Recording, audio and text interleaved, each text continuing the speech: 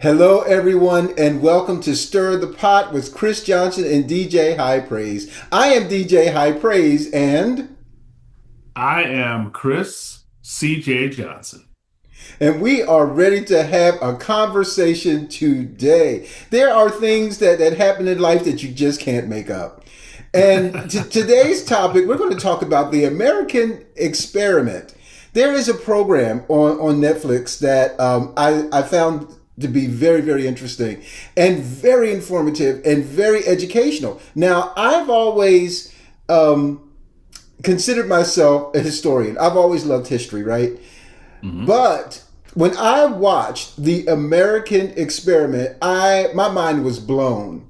There were so many things that I just did not know about the founding of the United States of America. And, so what are your thoughts before we get into it? Did you have a chance to get through it? I actually binge watched the whole thing. I did, and got a little trouble at home because one of those things, once I saw it and started, I did not include my better half, and then we usually do things like that together. So, Hmm. um, so I have a little explaining to do. But I found it riveting because there were a lot of things involved that I was aware of, sort of on a high level, but it really just solidified where I see where we are today. And the fact that so many people, because they may not be history buffs or don't see the value of history or don't see the value of sort of knowing where they came from, don't see that what is going on in the landscape in this country now is very much in line with what do we expect from what is an experiment. And that's what this is. This country, it was formed, and the founders said it was an experiment. Well, can we unpack one thing? And you know how I am. So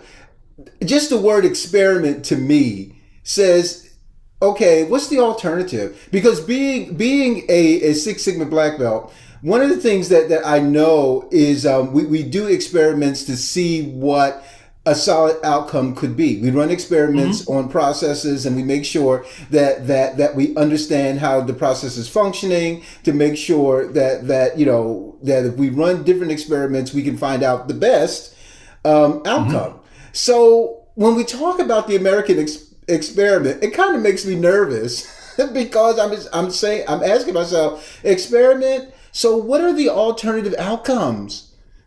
You know? Well, you have to think about at the time. I mean, so many of when you're coming particularly from Europe, and even dynasties in Asia and other places, it was very much about kings, emperors, rulers. So there was always a ruling class, usually one person, one family who were in power. Those folks that seemed to function under them, call them lords, dukes, whatever titles they had. Their job now becomes to one, keep their own status quo of wealth and or grow it while staying aligned with the power, which was the king. And in many instances after that, you got down to the point where then there was the people.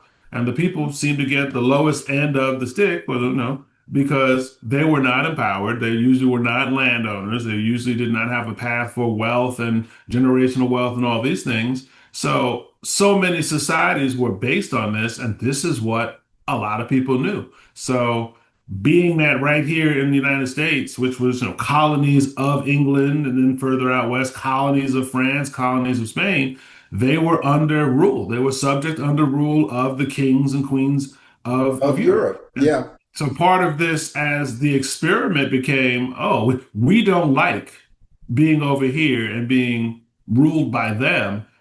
What are we going to do that's going to be different? So I guess the biggest example that they had was they did not want any type of royalty or king in place. And then it's from there, what do you formulate? Because at that time, this was before really communism, before communist countries. So Absolutely. this was, hey, how do we take what we know and then build something new, knowing that a lot of people are going to go back to being very comfortable with what they knew in some form or fashion, even though they said they wanted to do this new type of experiment. And it's crazy. Again, I'll just reserve it because I don't think we can answer it in the time that we have.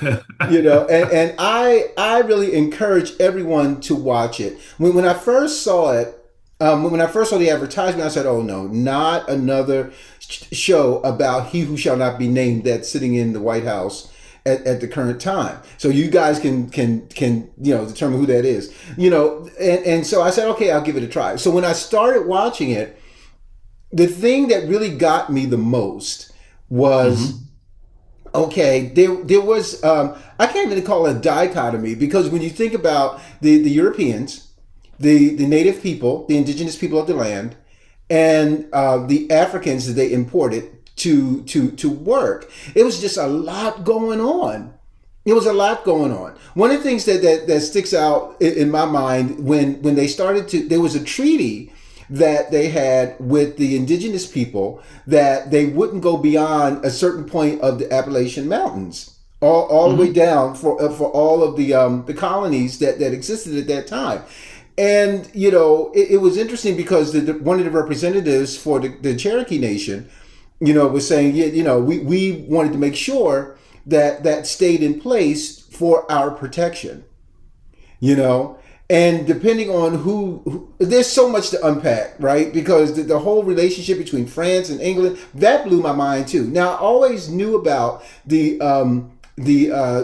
French and Indian War, which we called it here. They call it the 7 Years' War in Europe, and it was just amazing that after the outcome of that, that's where they started to march the indigenous people across the West, started to remove them from their communities in the East and started moving them west. That blew my mind, because I said to myself, when you guys landed, when I say you, I mean the wonderful Europeans that landed on the land, and when they were dying and their colonies were falling apart, because there were colonies before Jamestown. That's a whole nother conversation. But the people, it was interesting because the leader of the Cherokee Nation, he said, we didn't see the Europeans as invaders. We saw them as another people group that needed our help to survive and to grow, and so I thought that was very telling, the trusting of just being human, the motivation for them was, oh, we need to protect our land, so we're going to kill you all because you just landed on our shores and we don't know who you are. That wasn't their response. Their response is like, oh, other humans, guess what? We're going to help you. So what are your thoughts? I know I talked about a lot of things. I'm all over the There place. was a lot there because the one of the things that jumped out, it's interesting, the Cherokee representative, what jumped out about me is how Western he appeared to me. Yeah, I mean, you didn't tell me otherwise, between the you suit wouldn't and have the whole bit, known. it just seemed like he was assimilated very much into the Western style. So that was interesting to me while talking about how his people were marginalized and decimated, while talking about how they opened their open arms and helped people, and these same people then took treaties and broke them year after year after year. How when you add to the other two parties that you mentioned in this, how African Americans were part of the mix as they were brought here while there was a large population that felt that and fought for, so don't let anyone lie to you, for the institution of slavery and keeping it, as far as, some of that was in the negotiations to why the capital ended up where it was, or to why African Americans were considered, 5/3 a person when you start talking about census. A lot of what was going on involved this experiment where you're talking about liberty and freedom from tyranny, but in the same breath, you are becoming a tyrant to the indigenous people and other people who you're bringing over Mm-hmm. and taking from their land. So I found that to be interesting because, yes, it is an experiment, but you're starting off in some ways with some good principles, in other ways, not even adhering to your own principles. And so I think that really jumped out at me. The other piece that I looked at in that same breath, was in around that same time, is how when and before the government was started, and when we fought for this, one of the things that people don't realize now is a lot of African Americans did not see the British as the enemy because the British basically said, if you come and fight for us, we will give you freedom. Yes. So all of a sudden you're going, oh, these freedom seekers in the United States who are fighting tyranny are trying to keep me in bondage. In many instances, even Washington did not see the value of Did not see the enlisting African value. American soldiers, yet Can the we say tyrannical dismissive? British who Can we were say here. dismissive? He was literally dismissive, and he He was needed dismissive, people. yes. You When he know, went up north and saw the troops up there, he was like, "Well, almost, like, what are they doing here? Like, why are they here?" So you really see that in this experiment, you're dealing with not so much just the birth of a nation. You're looking at the evolution and the mindset of various people in a time where there were some that, in my opinion, were quite primitive, and there yes, were others that were quite enlightened. And so, and in the same breath, some of the people that you would say, oh, they were enlightened, and I hear it all the time as we reach, America 250, some of the people that are considered enlightened to me are primitive because yeah, you might have been enlightened by what you wanted to offer what I feel is the aristocratic class, which was white men, the folks who were in charge of this, but yes, everyone else was dismissed. Women, exactly, children, yes. anyone who was non-white. So you Who cannot a come at me and white? say how enlightened you were Well, when in let, your next breath you're showing me how yes. enlightened you're not. Well, let's be clear. It was white landowners, white Correct. male landowners, Landowners, and correct. they went through the whole thing about the definition of "we the people." Yep. And I have to say this: I was really surprised that Hmm. the founding fathers, when they wrote the documents, the Declaration of Independence and the Constitution, that they did not specifically say who we the people were. And one of the things that I loved as I continued to watch it, and they went through the different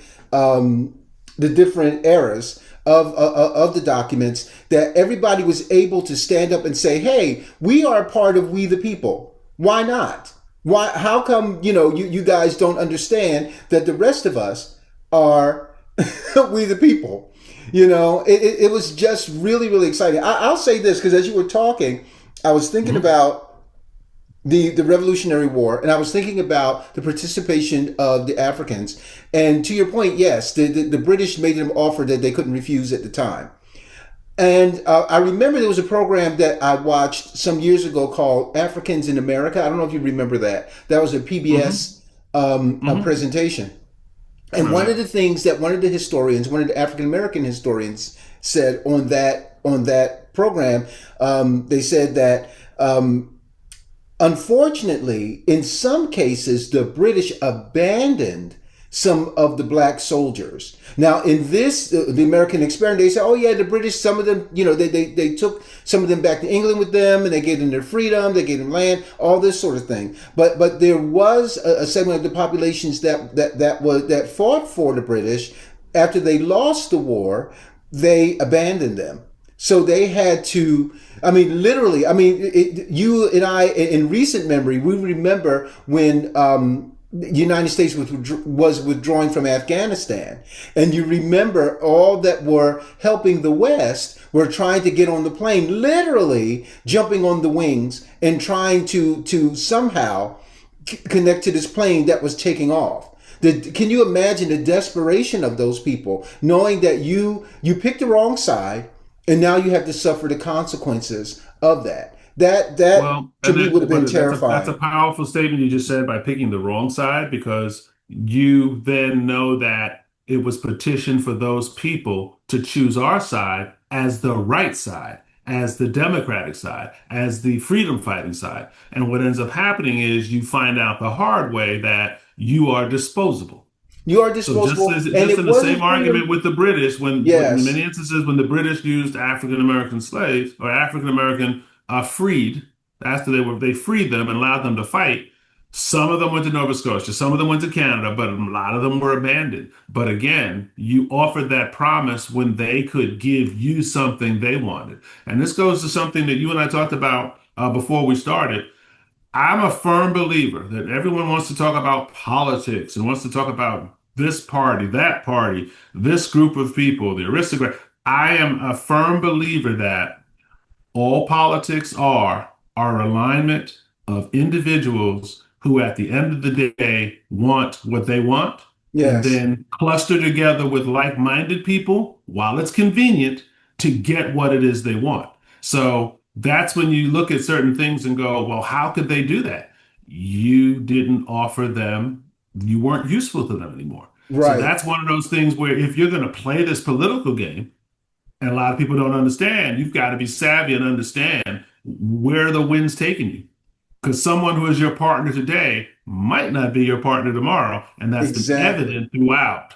Even in this Yes. documentary, certain people who are the founding fathers who were on the same sheet of music when it was about writing the document, when it came to running the nation, were diametrically opposed to Can how we? we do this. Yeah, very well said. Can we talk about George Washington for a second? There were a lot You of talk things about that were Mr. unpacked about George President Washington, Washington. yes. Yeah, but there were a lot of things that were unpacked about George Washington that I never thought of. As a child, my experience. One of the things they would always say, I grew up in Philadelphia, Pennsylvania, right, the cradle of America, as people called it, because the Declaration of Independence was signed at Mm-hmm. Independence Hall in Philadelphia. There was always stories, and they always had this. I'll just say this whitewash story about George Washington. Oh, he never told a lie. He never told a lie. He never, and so I grew up thinking that unfortunately that George Washington was this benevolent person. But to your point, George Washington had an agenda. There were things that he wanted, and he chose to do what he did to better his situation. And here's the other part with George Washington. I know a lot of people say, they do their DNA. Oh yeah, I'm a descendant of George Washington. George Washington never had any legitimate children. And you notice I said legitimate Mm-hmm. children. I believe that all children are legitimate. So let's get that straight. But based upon the definition of him being a president, right? He never had Martha didn't descendants. bear him any sons. Martha had her own children. Did you pick up on that? Martha Yes. also had her own money. Oh, So, yes. Oh, so Mount Vernon wasn't his. Mount Vernon was hers. It was her eh, family's estate. George, George, George was he had a sugar mama. I know people are not gonna like me saying that, but the thing about it, that's important to Jefferson was understand. very similar, though. When you look at the history of Jefferson, and back then, you have to understand a lot of times, if you didn't have, You you marry. wanted to marry well on both sides. Men were also looking to marry well. And so, in some instances, Yes. if there was a wealthy man who had a daughter and had no sons, Hence the or was going to Schuyler split some of that sisters, right? wealth, yeah, When all of a you sudden, yeah.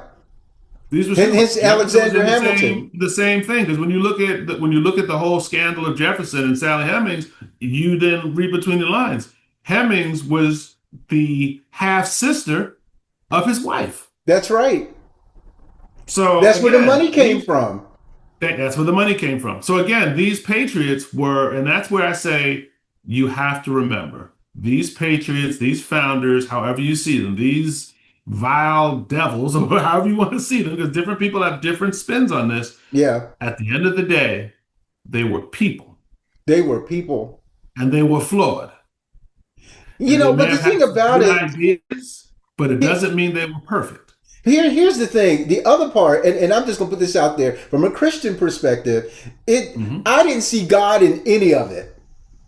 To be honest with you, when I watched the American experiment, I was Hmm. waiting for the church to stand up and say, "This is our position."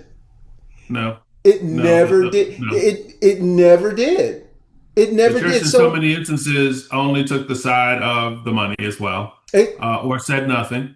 But when you say looking for God, there was one individual that stood out. And if you watch the series, and it was funny because his name sounds like he misspelled governor, yes, Governor Morris. yes, Believe he was from one of the northern states.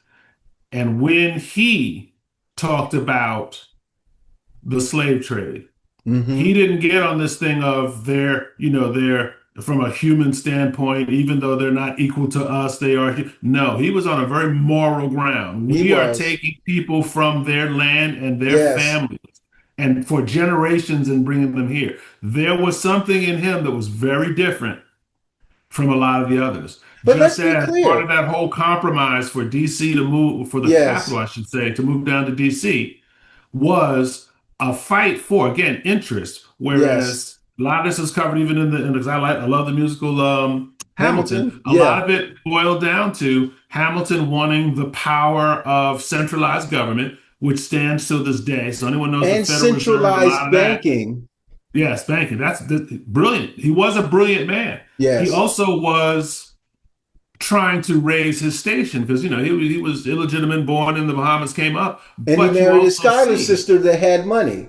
it had money. He married into money. But again, now he was opposed to the folks that wanted, and one of the things they said, and it's historic. So when people tell you it was states' right, no, it wasn't. It No, it was very wasn't. clear. One of the reasons why they wanted the capital in D.C. is particularly people from Virginia, because Virginia was so powerful at the time as a state and wealth, did not want to see the capital in Philadelphia, which was a free state That's right. or would be free. Because remember, even when you look at the Constitution, it was clear that the abolition of slavery was going to be over time in the northern Well, states. It here, didn't say today. well, before you say that, we got to go back and we Hmm. have to unpack the fact that you guys need to watch this. You guys really need to watch this because they talked about that they were working the language of freedom for the slaves in the original drafts of the documents. Yes, They but they withheld didn't that make it. information. They They withheld didn't it make on it. purpose. That But it it's was a still the part thing of the about it, but first it does draft. still exist. Yeah, Just like everything else, it still exists. And that's why when we talk about why there are still historians, why there's a need for that, oh, history's boring. Again, if you're not willing to understand where you've been, you might not really like where you're going. And you start exactly. seeing there's a lot of similarities in what's going on right now as to what was going on then. But if you don't even know about it, you start saying, oh, it's terrible now.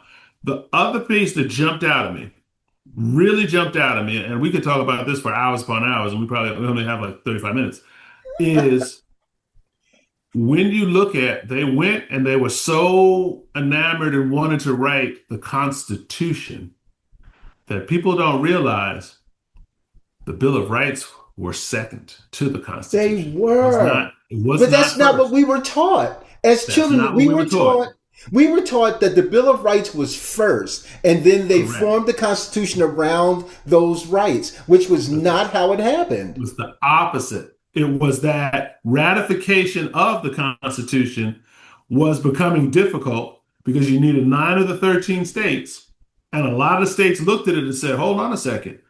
We fought these wars for these specific reasons. So when you even look at those first 5 amendments, they were in line with the things that they did not want to see that they saw in a monarchy, which was freedom of the press, Hmm. freedom of speech, right to bear arms as militias. Now, again, because they were vague, now all of a sudden everybody wants to have an AR, We have to be automatic rifle. clear. But we have to Mhm. be clear. When these documents were being drafted, there was no such things as the United States of America. This was the Continental Congress. Correct. When I was watching it, a bell went off in my head. I was like, "Oh, I get it now." Because when I was growing up, I was hearing the term Continental Congress, which Hmm. I didn't understand the difference between the Continental Congress or the Continental Army versus Right. the United States. Because the thing about it, each of the colonies were a separate country. Correct. And They each of were the colonies not. had their own militias, and That's right. this wasn't just a revolutionary thing. When you move forward up to the Civil War, one of the things Hmm. I often say is, if you look at history, the what we know as the Confederate flag was actually the battle flag of Virginia. So Yes. again, this is 1800s. This is the nation has been formed, but there are still local militias, Hmm. local organizations that, because of the tyranny, they did not want this full standing army. There was one, but they really also still supported local militias because depending on how many states there were, just like now, are how many sets of interest there were. So at the Hmm. time of the 13 colonies, there were 13 sets of interest. So when they talk about that Yes. Continental Congress, they all sent representatives. Some sent Yes. two, some sent three. People don't even realize. I think it was one state, I think it said New Hampshire, didn't send anyone initially Didn't when they send when they any. ratification and signing of Well, the remember, Constitution. what we know as Maine, Vermont, and New Hampshire were a part of Massachusetts back then. That's right. That's Yep. right.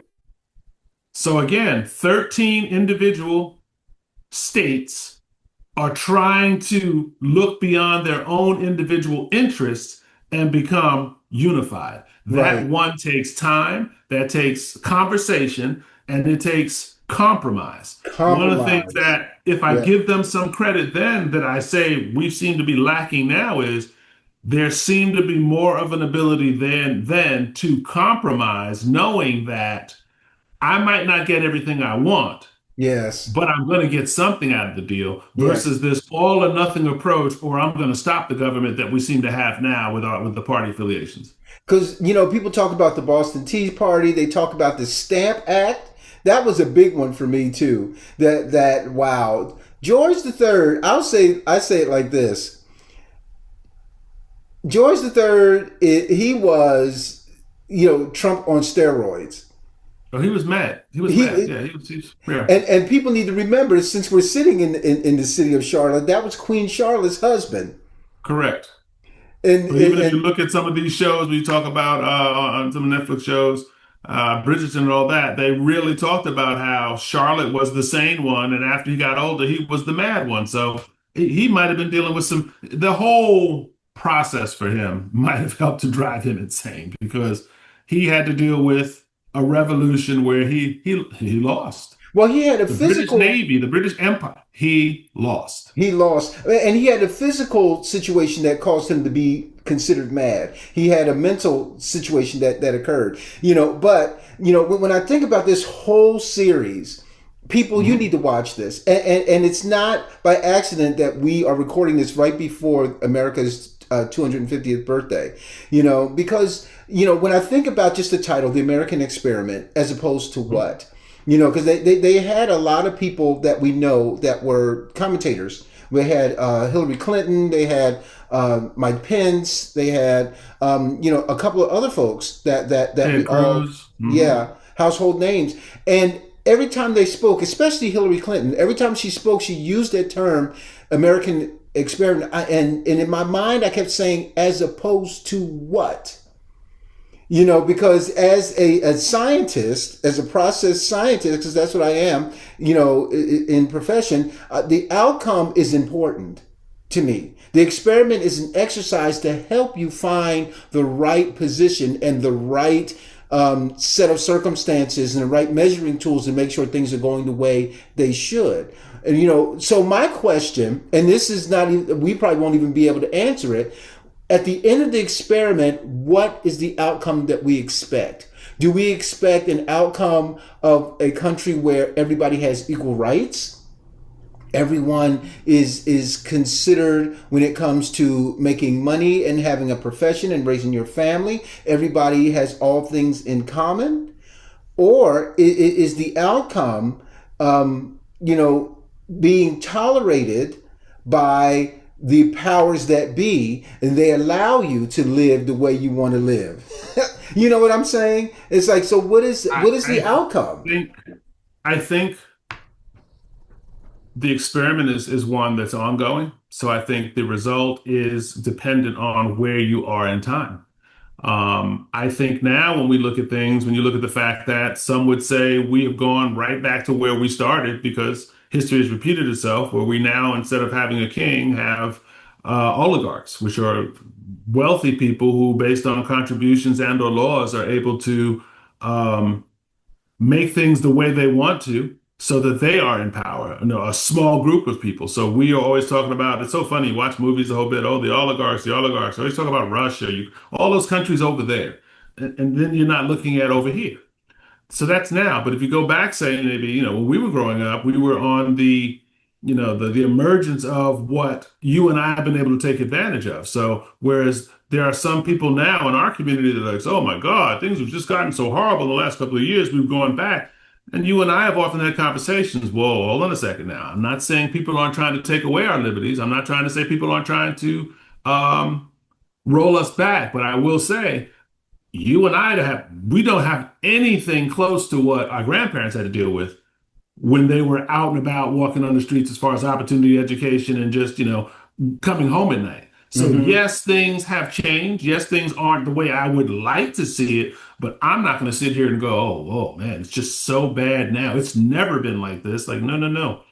That again, if you listen to the history of your forefathers, you start realizing it's transitional and it's cyclical.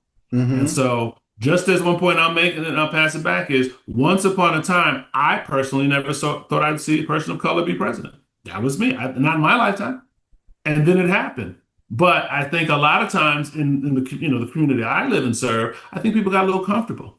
Oh, we all the time. Oh, we made it to the big house. We've arrived, and I'm sitting going, not so fast. The Exactly. American experiment has always said, for any gains, there's someone who feels slighted who's going to push back. That's right. That's right. So I always look at who's gaining now. And if I see who's gaining now, then I also start looking at who feels slighted and is going to start pushing back. Yeah. That becomes to me the American experiment because it becomes, I don't know what the end result's going to be And because see, yeah. Well said, and this is why I think that this conversation, and again, we're stirring the pot. We're not offering any solutions on this program. We are pretty much just stirring it up and hopefully stirring the conversation because I think for the purpose of participation, we need generations that are following us. They need to remember that they need to participate in this.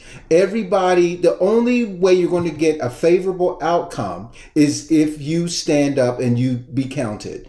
That you cannot expect people outside of your community, regardless of what your Mhm. community is, to stand up and say, well, what about them? We're going to fight for them. No, you need to be represented. You need to be represented. You need to have a seat at the table. And right now, our seat at the table is voting. Our seat at the table is having conversations, doing what we're doing now, having this conversation and making it public because this is freedom of speech. We need to participate in the experiment in order to have a favorable outcome for our generation and generations to come. So that's where I stand. I was just so fired up over this, and that I was excited that they recorded such an open program. It was very, very open, when it came to representing those figures from George Washington, from being the commander in chief to him becoming president, and how he decided to behave as president. Even to the fact that he did everything he could not to die in office. Because Mhm. again, he was saying that if I die in office, that's setting a precedent that presidents can stay for a lifetime, and how different that is than how different is that than having a king. So there was a lot of Absolutely. But wisdom. that Yeah, also was not initially written into the Constitution until I believe the 22nd Amendment. So it also shows that in this experiment, you can't think of everything that's going to happen. exactly. But if you understand that the Constitution is supposed to be a living document, and then say, Yes, maybe we start preaching to the prior. So some of those folks from Washington start realizing when you start talking about, no, I'm a originalist. I feel that the Constitution as is should be interpreted as written. I then shake my head and go, no, no, no, no, because that's acting like we lived 250 years ago. No, there's an evolution to this process that has to be taken account of when you look absolutely. at the population here. You made I a agree. great point about Washington, the reluctant president, because he did not want to be a king. I'll give him a little credit for that. Yeah. The other piece I look at is we talked about it in our first episode.